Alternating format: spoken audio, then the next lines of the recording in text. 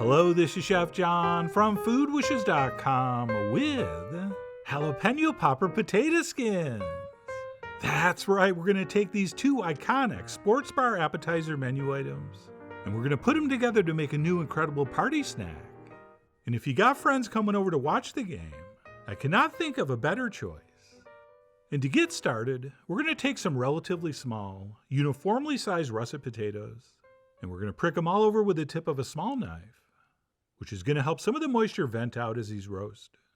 And by the way, make sure these are scrubbed and washed very well, since one of the keys to a great potato skin is actually being able to eat the potato skin. And that's it. Once our very clean potatoes have been pricked, we will drizzle over a generous amount of vegetable oil, and we'll give these a quick massage.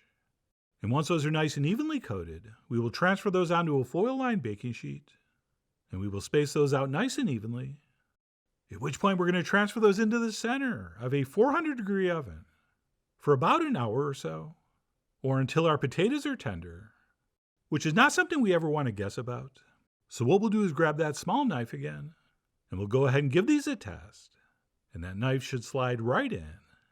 And once we've determined they've cooked long enough, we will simply let those sit until they're cool enough to handle. I mean, we could cut them and scoop them piping hot, but why would you? Especially since we have other things to do.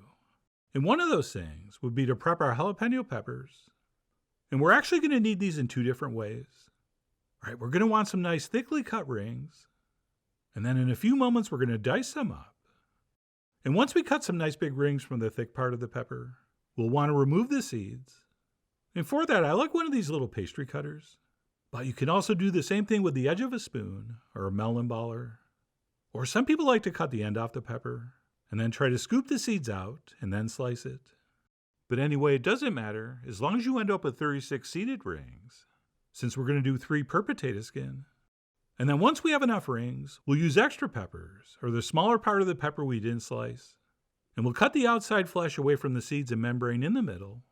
And then we'll simply cut those pieces into strips, and then turn it and slice them into a dice. Oh, and pro tip, slice all your rings first, and then do this step with the extra pieces, or extra peppers if you have them, since you're only going to need about 1/3 to 1/2 cup of the diced. And then besides prepping our peppers, if I'm making a jalapeno popper, you better believe there's going to be some bacon involved. So I'm going to take 4 strips that have been cooked nice and crisp, and I'm going to slice those into like 1/4-inch pieces. And I would have showed you how to cook the bacon, but let's be honest, if you can't cook bacon, you're probably not making these. But anyway, once our bacon and peppers are prepped, our potatoes should now be the perfect temperature to cut and scoop, which would be just barely warm. And we're going to want to cut these straight down the middle of the wider, flatter side. Right, not this narrow side, this wider, flatter side. And by cutting the potato that way, our shells are going to be taller and more narrow and more impressive looking. And that's it. Once cut, we'll take a spoon, and we will scoop out the cooked potato from the center, but definitely not all of it. What we really want here is a potato skin that has about 1/8 of an inch of potato left on it, give or take. Or you can leave a little more potato in there if you want, but I certainly wouldn't scrape out any more than this, since we do need these to have a little bit of structure. And by the way, with the insides, you can make some amazing potato pancakes, or mashed potatoes, of course, or potato soup. So that's a nice little extra bonus when you make these. And what we'll do is place those back onto our sheet pan, and we will space those out nice and evenly.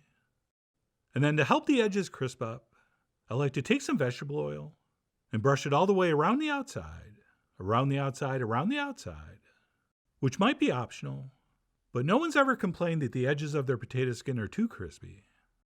And that's it. Once those are set, we can go ahead and mix up this very simple cheese filling, which is nothing more than some room temp cream cheese, to which we will add our diced jalapeno, as well as some grated cheddar cheese.